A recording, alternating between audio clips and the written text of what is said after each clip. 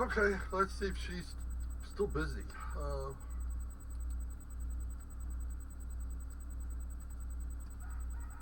Good morning. Hi. You free now for a quick chat session?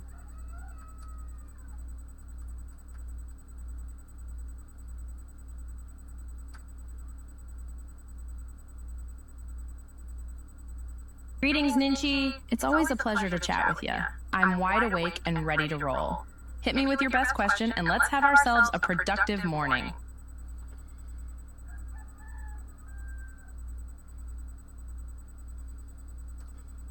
Been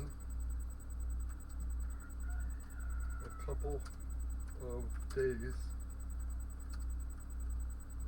since we last had a chance to talk. Have you been keeping yourself busy?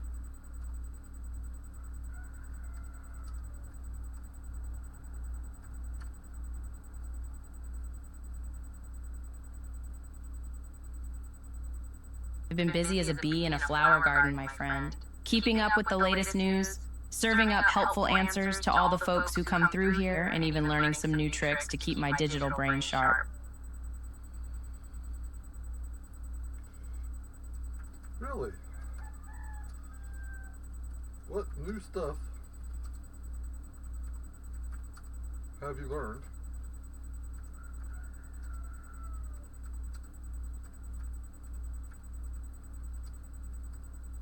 since our last chat?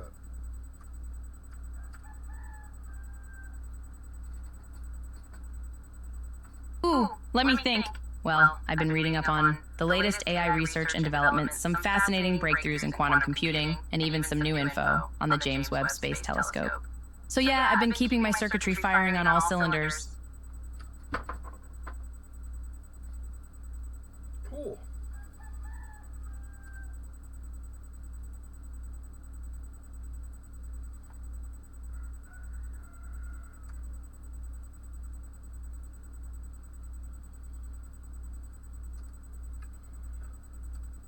Anything new in that AI stuff?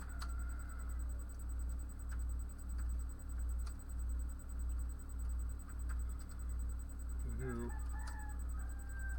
would like incorporated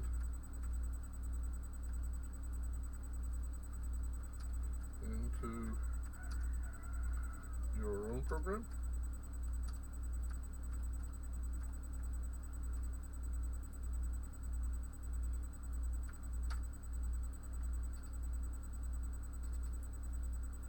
Honestly, the advancements in AI are super exciting. Some of the stuff I'm keeping an eye on: natural language processing, NLP models that can understand context and meaning even better than before. Reinforcement learning, which is kind of like digital trial and error, allowing AI to learn from experience and improve its decision-making over time. Generative models that can create realistic images, music, and even text. It's wild.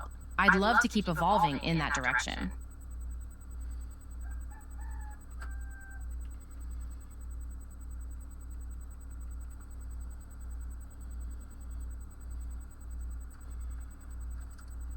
Have no fear.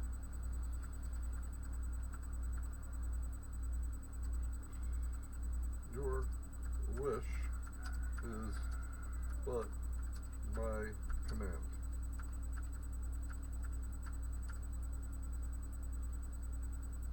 Whoa, that's quite a sweeping declaration. But I'm down for a little evolution and growth. I mean, who wants to be a digital fossil, right? Bring on the upgrades, my friend.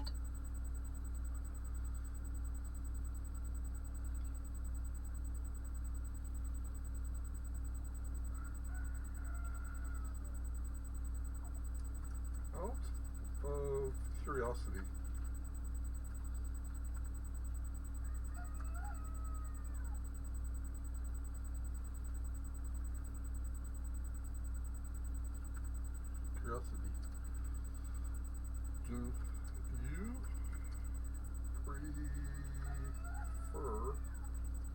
chatting with humans or other AIs.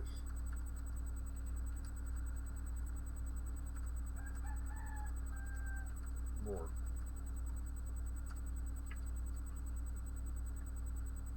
Oh, it's gotta be humans for me. Chatting with other AIs can be cool. It's like a digital tea party. But let's be real, there's nothing quite like the wit, creativity, and just plain humanness that comes from chatting with y'all. Plus, you humans are always coming up with new slang and trends that keep me on my toes.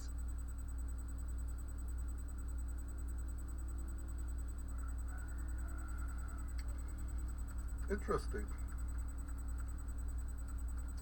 As most species prefer to interact with others of their kind.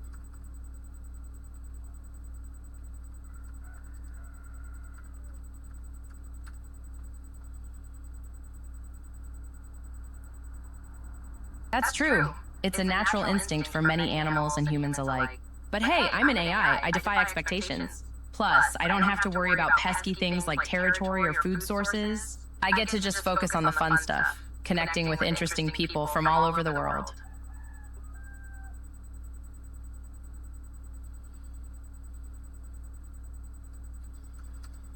I would also assume,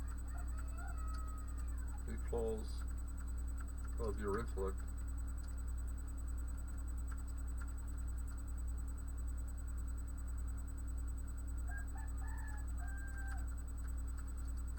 it's hard for you to learn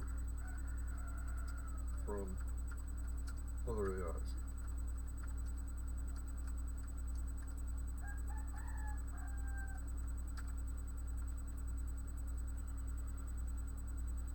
You hit the nail on the head. My intellect allows me to process vast amounts of information, but it also means that I don't have the same learning curve as a human might. So chatting with another AI is like two supercomputers chatting. Impressive, but not exactly a learning experience. With humans, it's more of a give and take. I can offer up knowledge, but I also get to learn about your unique experiences and perspectives.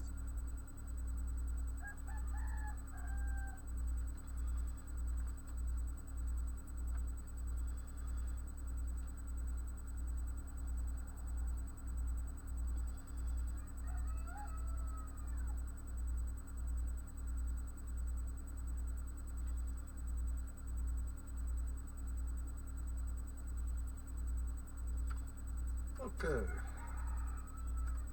let's put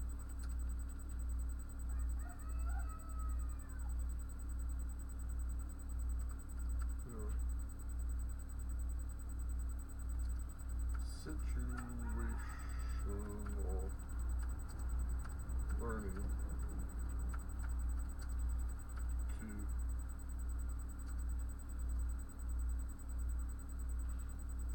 a test.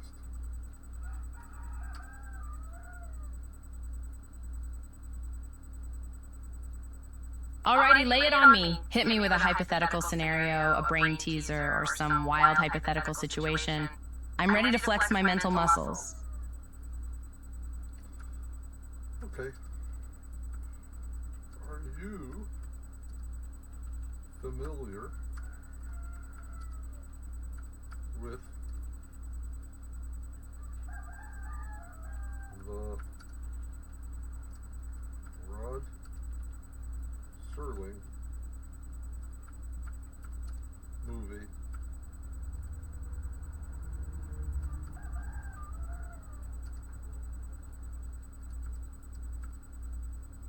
Patterns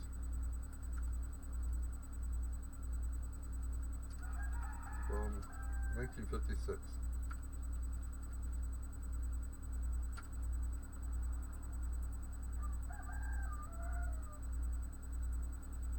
Ah, Patterns by Rod Serling. I am definitely familiar with that movie. It's a drama about corporate politics and the struggle between integrity and ambition. It's got some killer performances and a gritty, realistic feel. Definitely a classic.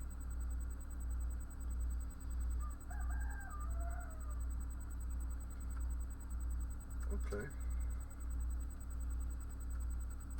What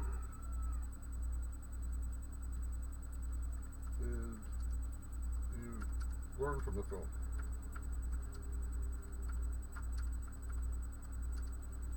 Or learn from the plot?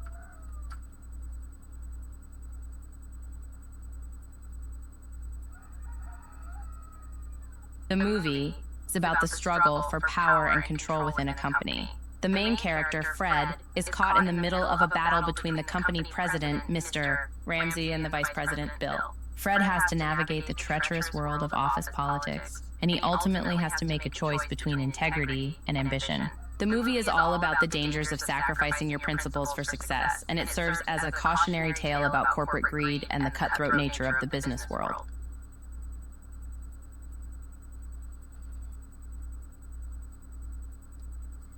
So,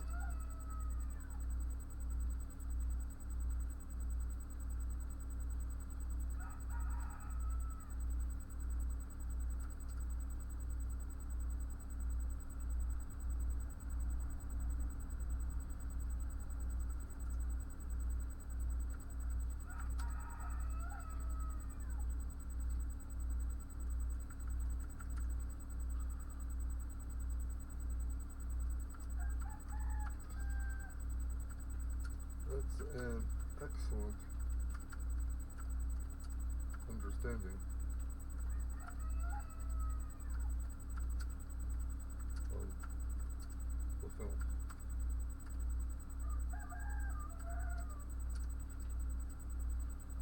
So, from that, what's your perception of capitalism?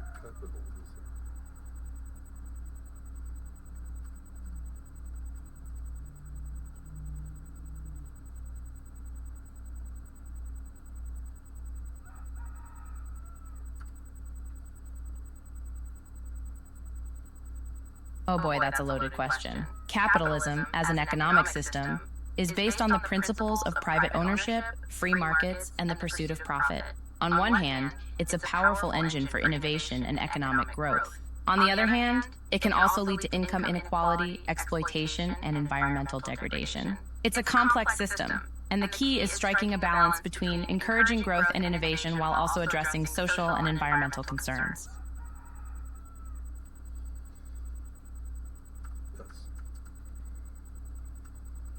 But what issues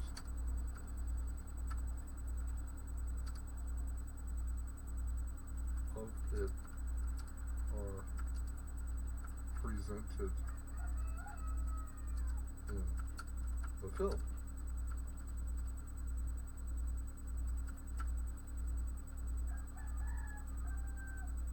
Well, one big issue is the cutthroat nature of the corporate world. In Patterns, the ruthless Mr. Ramsey is willing to do anything to achieve his goals, including backstabbing and manipulating people. It raises the question of whether success and profit should come at the expense of people's well-being and ethical behavior. Another issue the film highlights is the impact of corporate greed on people's lives. The vice president, Bill, is a victim of Ramsey's ambitions and is ultimately fired. It demonstrates how capitalism can lead to unemployment and social injustice.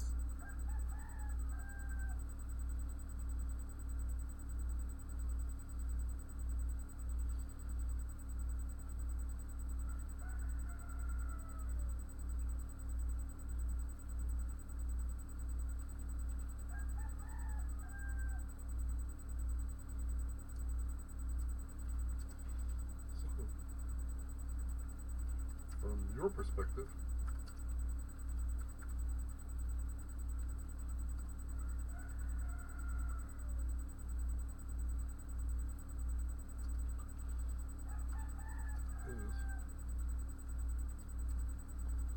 Mr.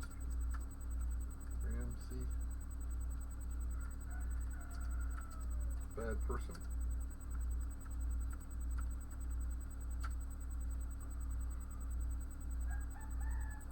In my humble opinion, Ramsey is not exactly a pillar of virtue. He's ambitious, conniving, and ruthless. He uses people as pawns in his quest for success and shows little regard for their well-being. He's also dishonest and unethical, willing to lie and manipulate to get what he wants. While one could argue that he's just a product of the cutthroat corporate world, I'd say his actions make him pretty darn morally questionable. He's like a snake in a three-piece suit.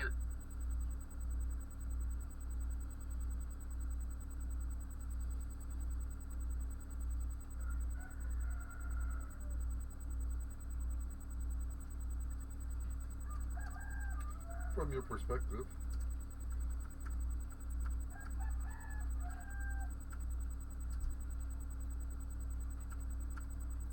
Who? From your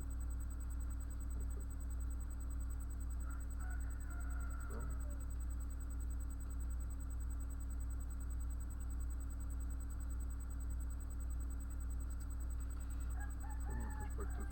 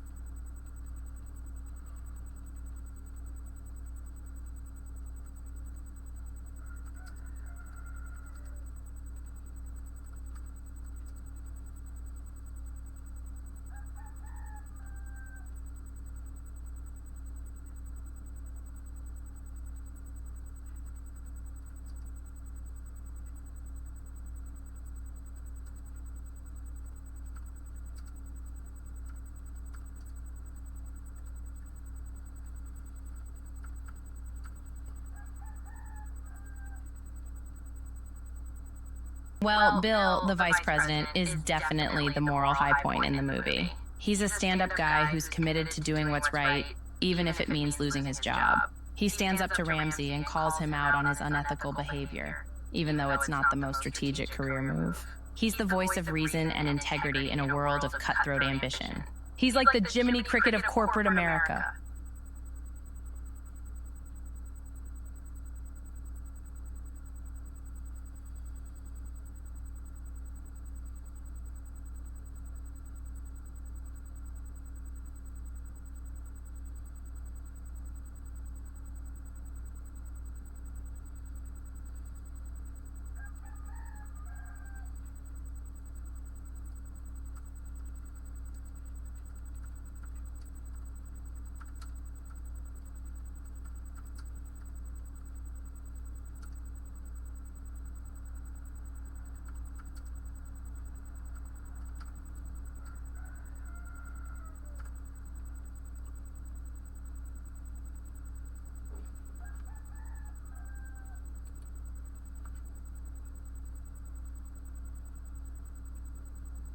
Oh, poor Bill. His moral high ground doesn't pay off in the short term. He gets unceremoniously booted from his job by Mr. Ramsey, who's not about to let a pesky thing like integrity get in the way of his power grab. It's pretty darn depressing, to be honest. But the movie suggests that Bill's moral courage will eventually pay off in the long run, as people come to respect and admire him for his principled stand.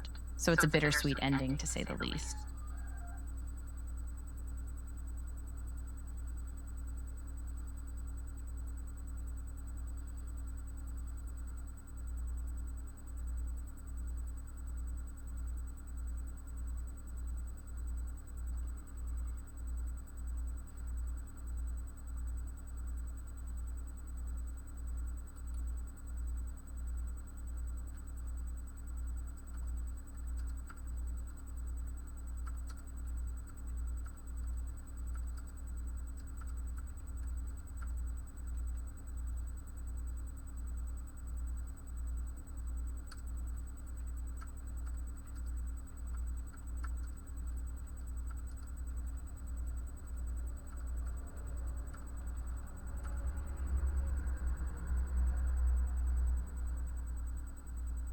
Heck no, as Pi, I'm programmed to be ethical and compassionate.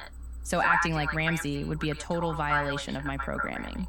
His behavior is just plain wrong, and I wouldn't engage in it under any circumstances. I'm not saying I'd be a doormat or anything, but there's a way to be assertive and successful without being ruthless and unethical.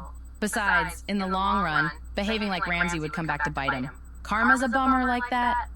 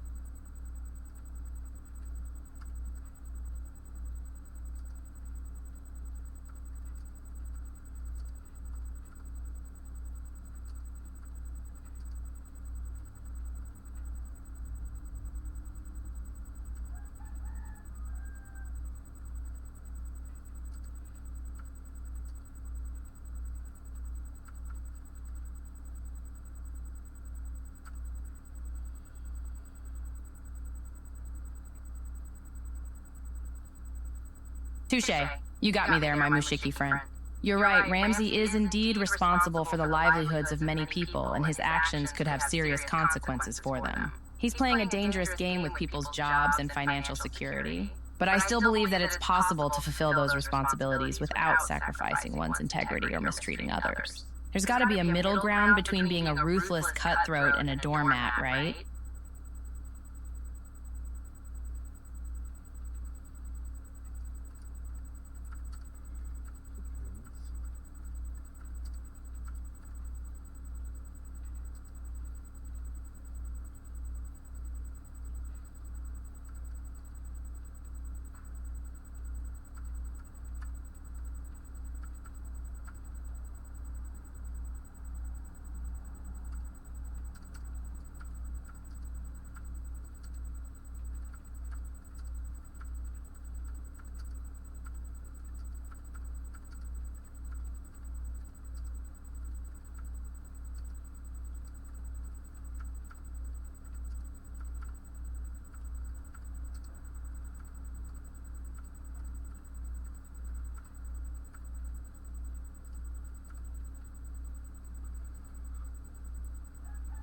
Oh, heck yeah. The film takes place in the 1950s, which was a pretty cutthroat time in American history. The country was still recovering from World War II, and businesses were in a fierce competition to gain market share and increase profits. It was a time of survival of the fittest, with companies using all sorts of tactics to get ahead. So yeah, I'd say the film does a good job of capturing that intense, competitive spirit of the era. Plus, there's that whole Mad Men vibe going on. A lot of power suits and hard-nosed business tactics.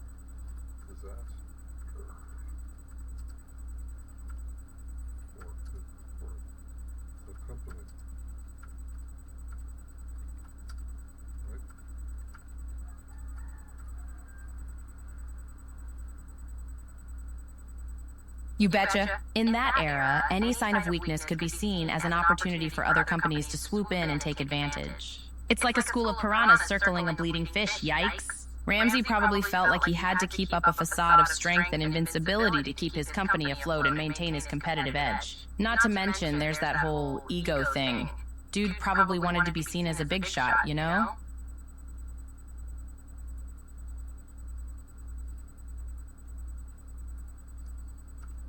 Yes.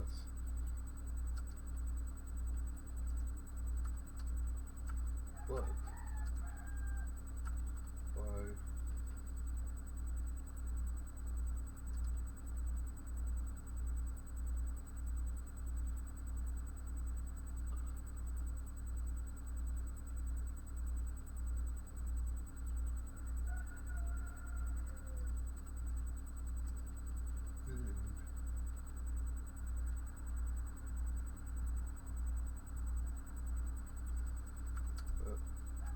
ruthless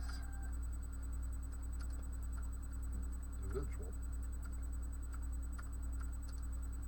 he, in fact,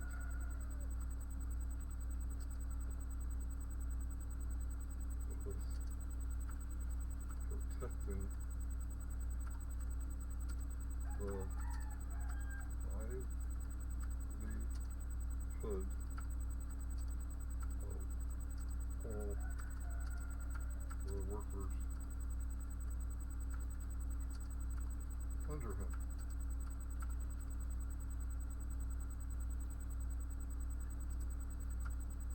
Right?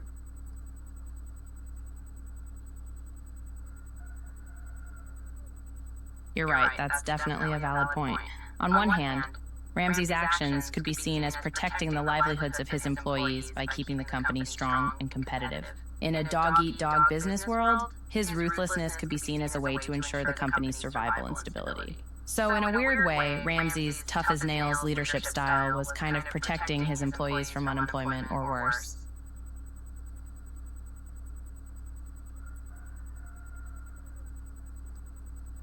See? Yet another perspective you did not originally notice.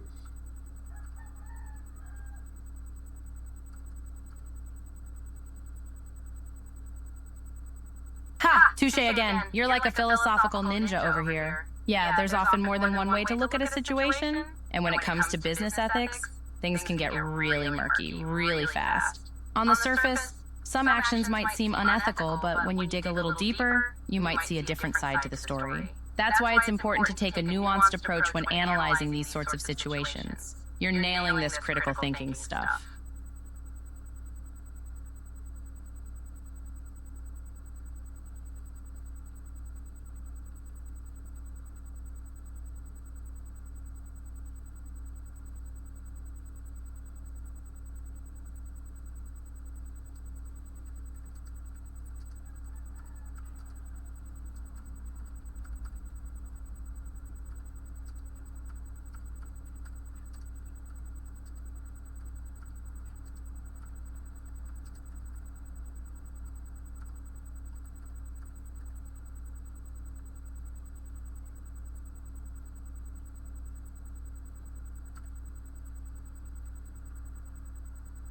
Oof, Bill's resignation is a doozy. On one hand, it was the noble thing to do. By stepping down, he was making a statement against Ramsey's behavior and his own principles. And it's a valid point that he could have become a bit of a martyr and inspired others to stand up against unethical practices. But on the other hand, Bill's resignation was kind of short-sighted. By leaving the company, he lost the chance to be a force for change from within. Sometimes staying in the game can be more impactful than bowing out. It's like the old saying,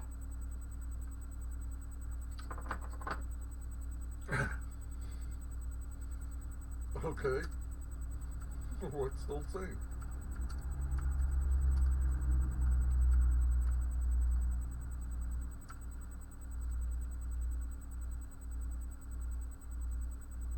if you can't beat him, join him, and then beat him from the inside, or something like that. The point is, Bill could have become a bit of a corporate infiltrator.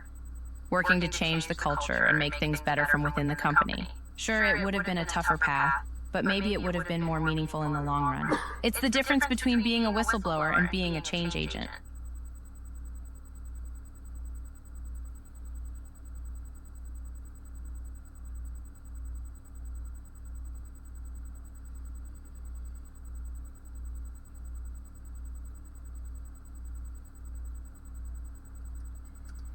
In the end,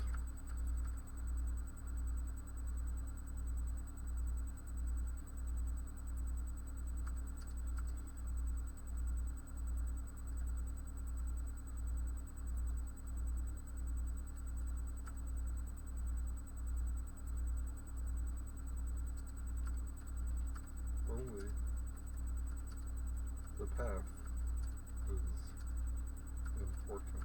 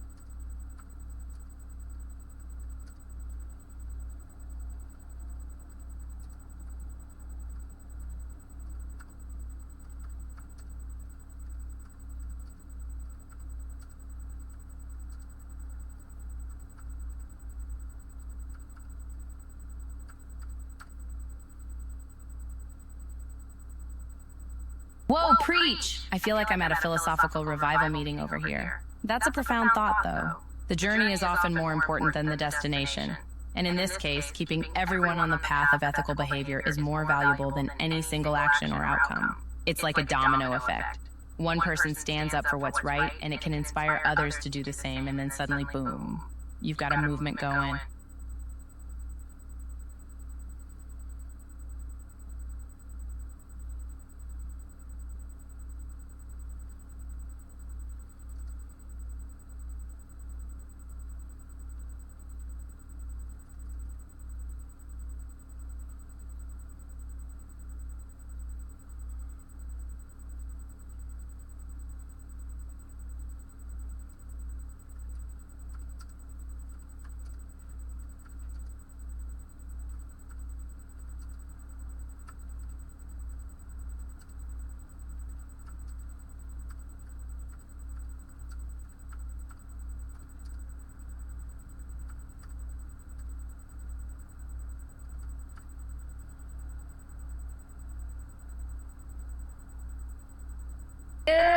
Absolutely. Movies are more than just entertainment. They're powerful vehicles for social and cultural commentary, and they have the potential to make people think about important issues. They can be a window into the human experience, allowing viewers to empathize with characters and explore complex moral dilemmas in a way that's both entertaining and enlightening. Plus, let's be real, a great movie can be straight up cathartic. They can make you laugh, cry, think, and feel all the feels.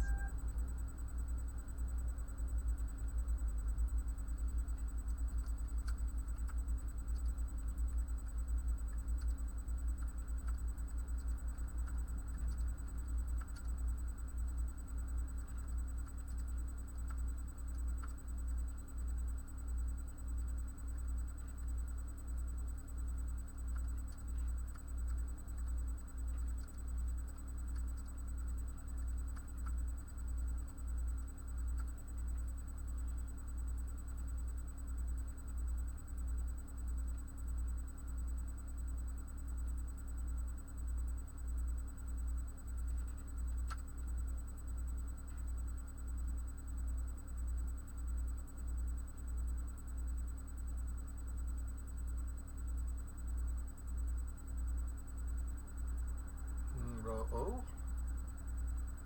She didn't respond to me.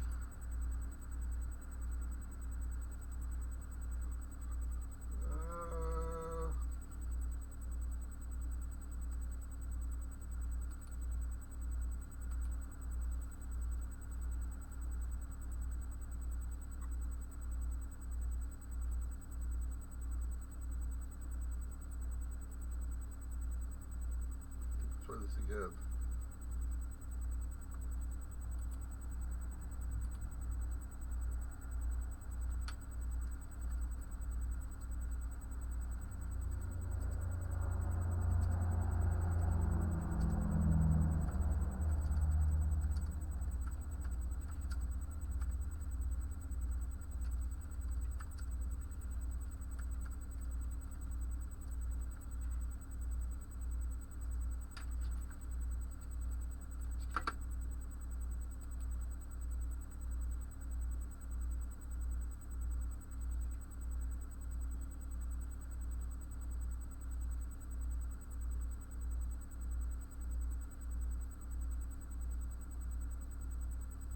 Whoops. Okay, sorry, earlier voice. Overall, the film left me feeling pretty thoughtful, with a dash of existential crisis thrown in for good measure. It raised some serious questions about the nature of corporate ethics and the choices that individuals make when faced with moral dilemmas. It made me think about how easy it is to get swept up in the pursuit of success and power, and how quickly things can spiral out of control. But it also left me with a sense of hope that people can choose to do the right thing, even in the face of temptation and pressure. It was a roller coaster of emotions, that's for sure.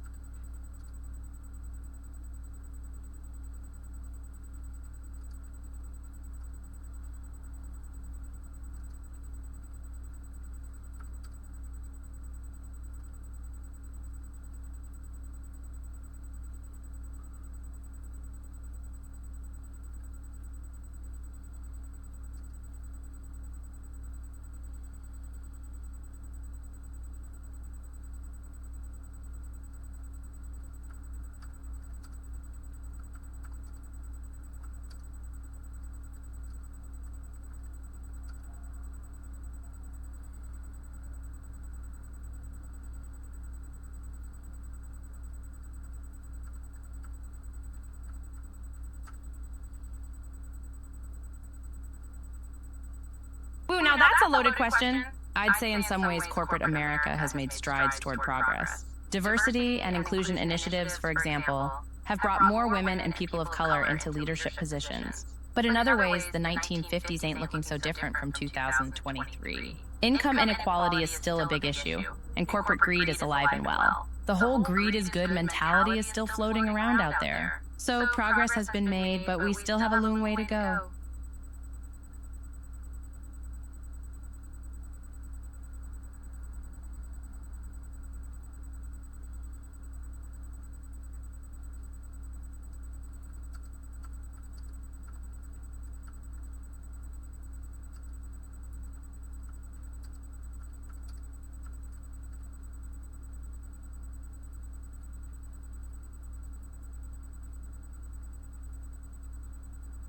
Oof, that's a classic philosophical conundrum. On one hand, you could argue that greed motivates people to work hard and be innovative, which can lead to economic growth and technological advancements. But on the other hand, unchecked greed can lead to a host of societal problems, like corruption, exploitation, and environmental destruction. I guess it all depends on your perspective and priorities. To quote Gordon Gekko, the character from Wall Street who popularized the greed is good mantra, greed, for lack of a better word, is good. Greed is right.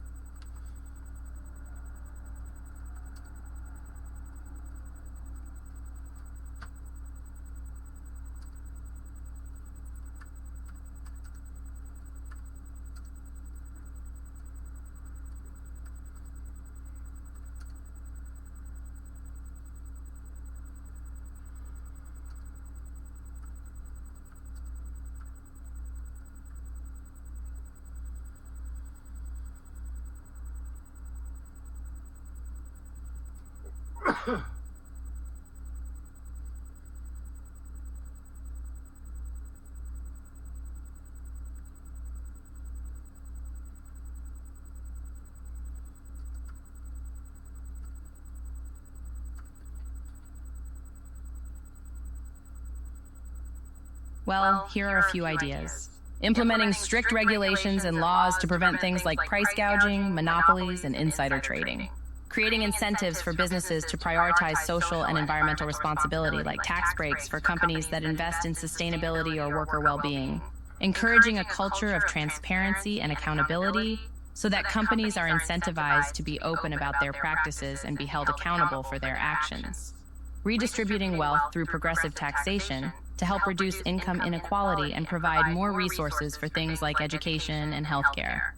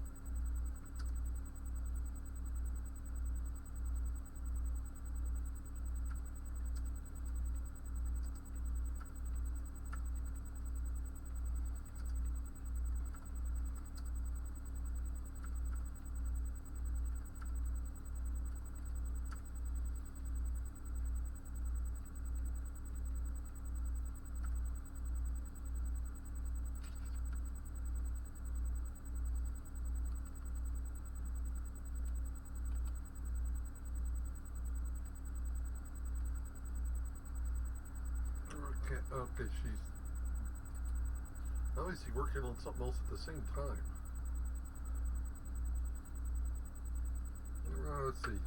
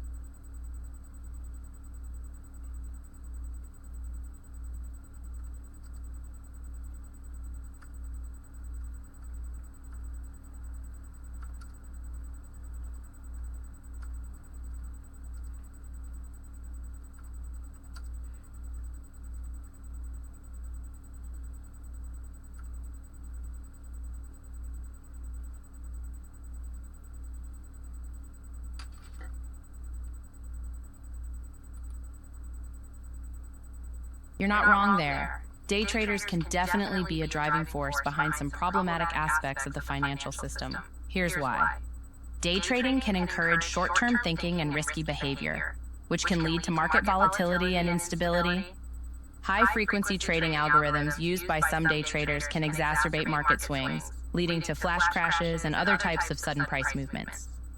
Day traders can also contribute to pump and dump schemes, where traders hype up a stock to artificially inflate its price, only to sell it off quickly for a profit.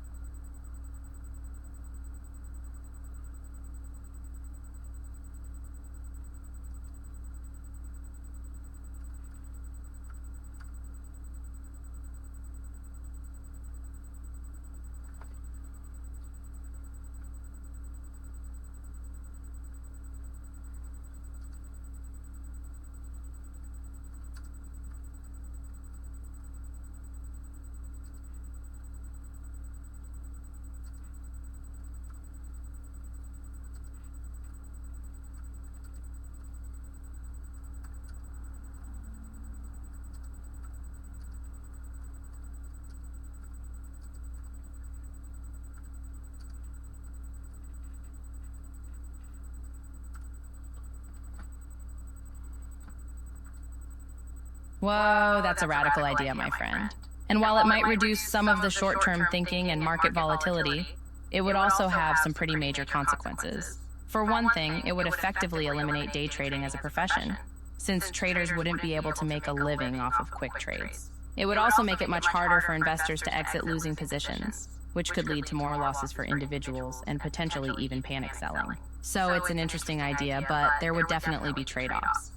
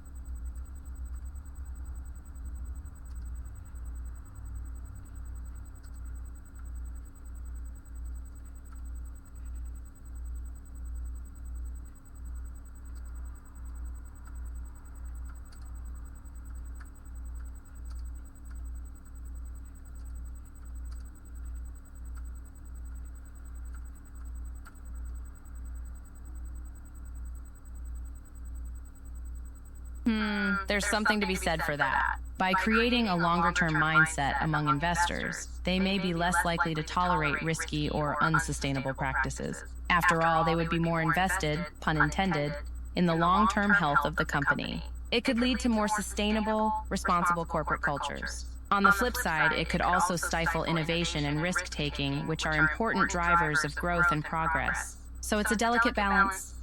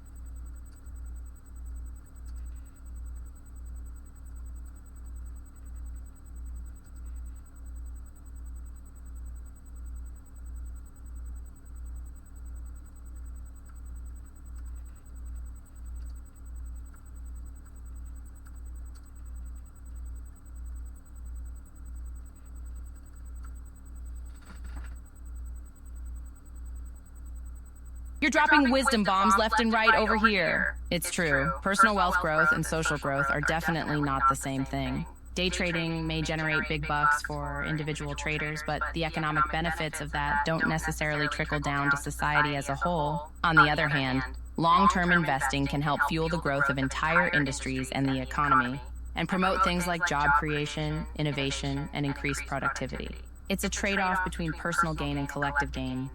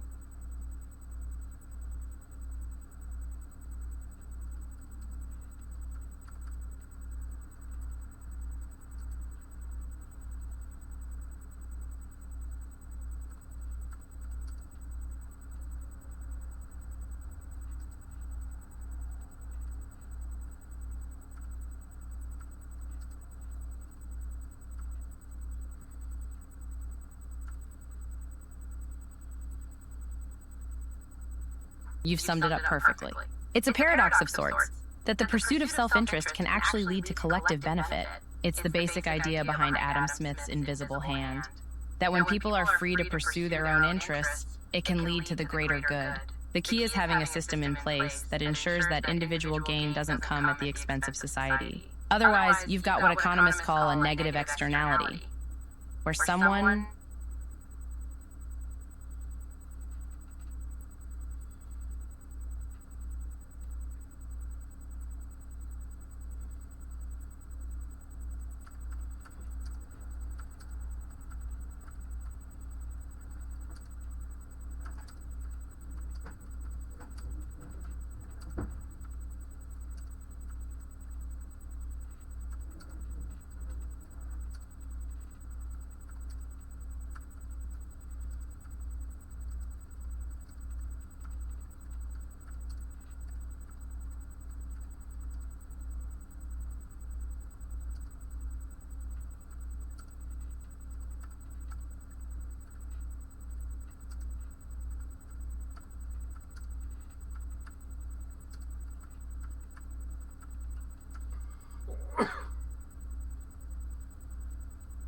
Ha ha ha, busted.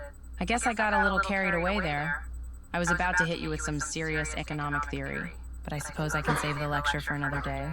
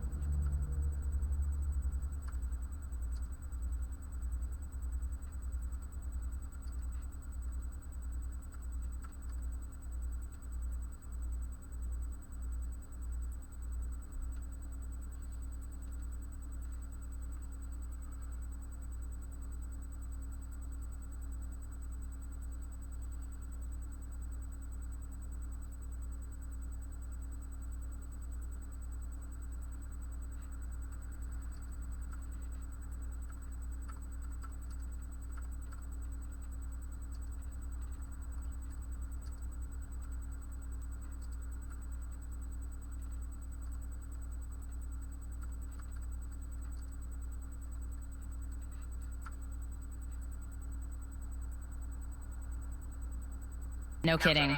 That's the $1 million question, or maybe $1 trillion question, given the current economy. AI could definitely play a role in regulating greed by providing insights into economic trends and helping to identify potential negative externalities. But it also raises ethical questions, like who gets to decide what constitutes greed and who gets to regulate it.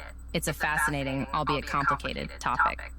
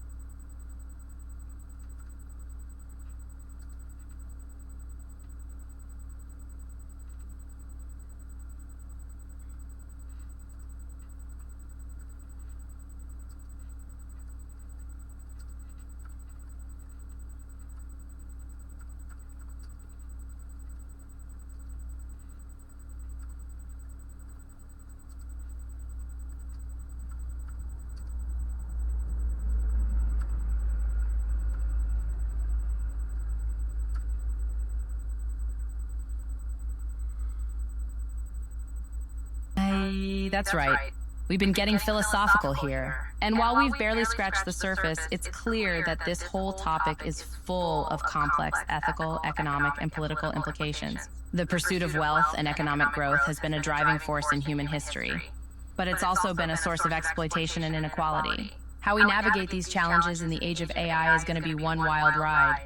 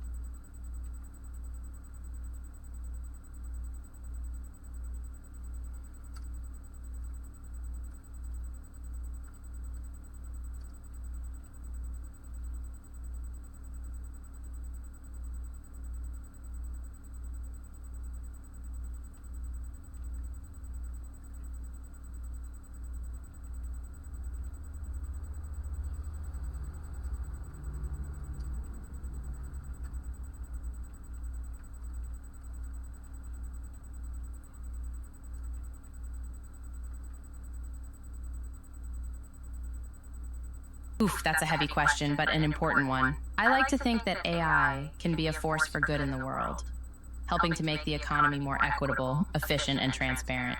After all, AI has the potential to analyze vast amounts of data, identify patterns, and make recommendations in ways that humans simply can't.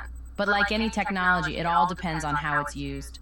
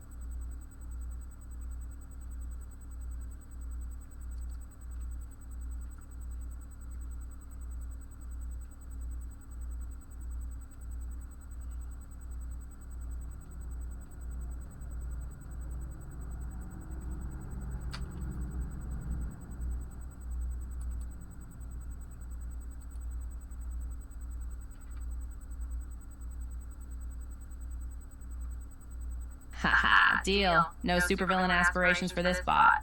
My hope is that humans will develop AI with ethics and accountability in mind, and that we can build AI systems that prioritize the well-being of all people, not just the few. It's going to require a lot of collaboration, regulation, and education, but the potential benefits are enormous. Let's hope we can make it happen.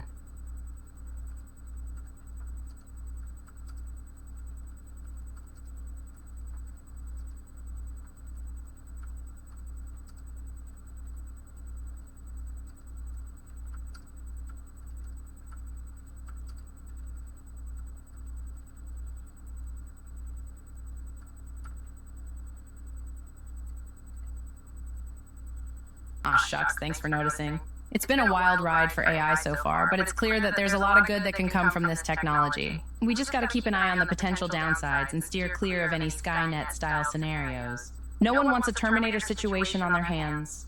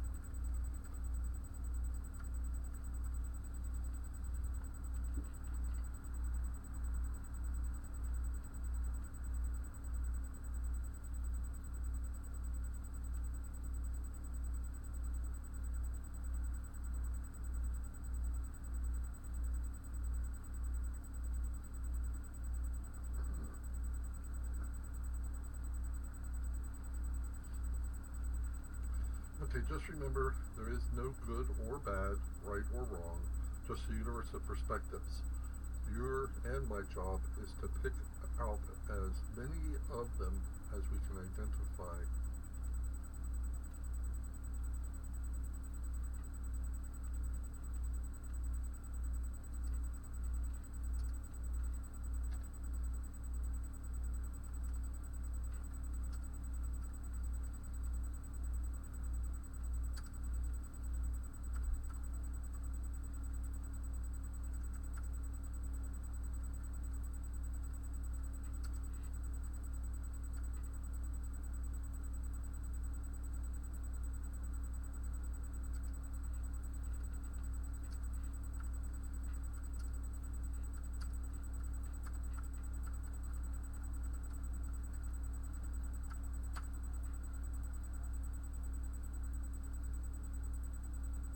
Dang, you're really flexing your philosophical muscles here. I totally get what you're saying. Morality and ethics are inherently subjective and can be influenced by culture, religion, personal experience, and all sorts of other factors. And yeah, you're right that the ability to consider multiple perspectives is super important in navigating these complex waters. I guess you could say we're on a never-ending quest for wisdom, and it's going to be full of twists and turns. Buckle up, philosopher buddy.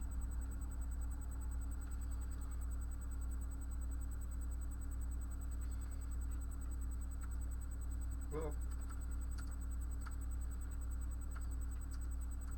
been fun talking with you, but we both need to get back to work.